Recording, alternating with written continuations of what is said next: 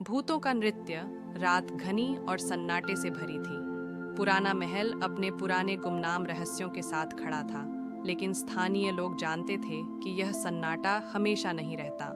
आधी रात को महल के खंडहरों में एक अजीब सी संगीत गूंजने लगती थी। ऐसा लगता था मानो अदृश्य आत्माएं नृत्य कर रही हों।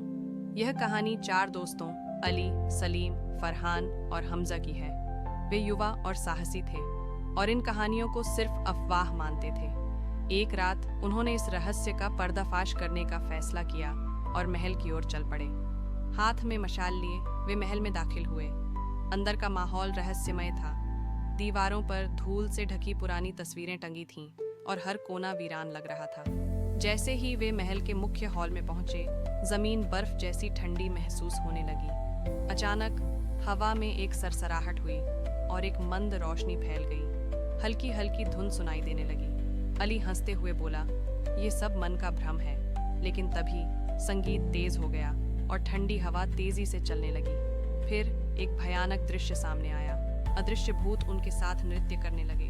वे देख नहीं सकते थे, लेकिन महसूस कर सकते थे कि कोई शक्ति उन्हें घेर रही थी। हमें यहाँ से भागना चाहिए, हमजा ने डर से चिल्लाया, लेकिन उनके शरीर जकड़ चुके थे। वे अपनी इच्छा के विरुद्ध नाचने लगे, जैसे कोई जादू उन पर हावी हो गया हो। अचानक उनके सामने धुंधली आकृतियां उभरने लगीं।